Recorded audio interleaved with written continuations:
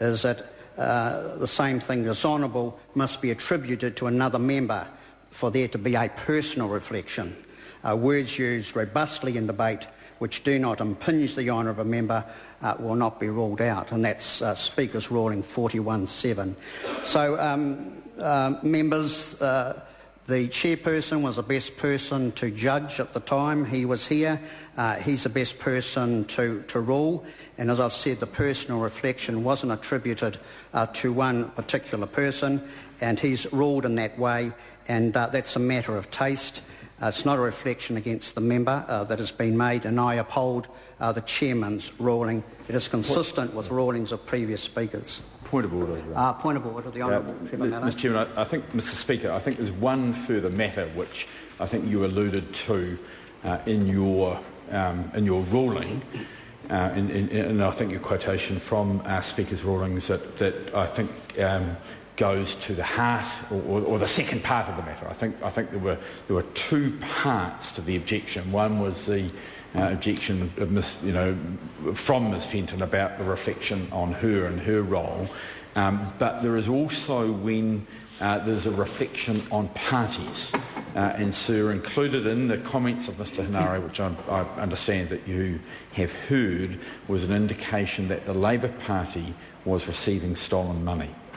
So that is something which I, as a member of the Labour Party, find grossly offensive and is inaccurate.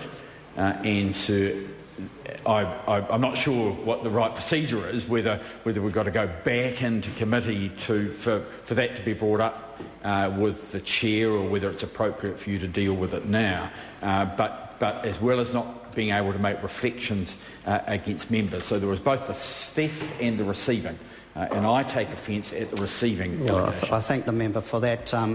Possibly that should have been brought up at the time when the chairman was actually making his ruling. I'm not going to add any further to my ruling. My ruling is clear in terms of personal reflection. I do understand the sensitivity of these matters, and certainly don't want to downplay that. The chairman has ruled. It's in line with previous speakers' rulings, and that's my ruling. I declare the House in committee.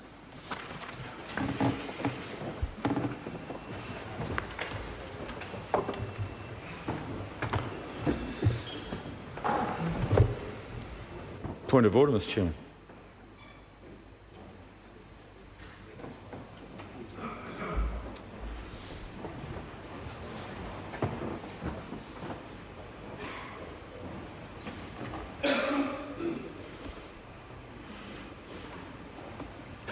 Point of order, Mr. Chairman. House is resumed. Point of order, the Honourable Trevor Mallard. Mr. Chairman, it won't take a genius to work out what this point of order is. It is the subsequent point of order and the offence that I have taken as indicated by Mr. Acting Speaker, that when there is a reflection on a party, then that is similar to a reflection on a member. I agree with the comment, the sidebar comment made by the Acting Speaker very recently, and say that I take offence at the accusation made by Tau Henare that the Labour Party is guilty of receiving stolen money. I thank you for the member. That's a fresh point, and I think it is a fair point that it's inappropriate to say that a party has received stolen money. If the money is theft is stealing, and to be honest, I ask the member to withdraw. Withdraw and apologise, Mr. Speaker. Mr. Chair. Before you do that, can I just make something else that should have occurred to me at the time?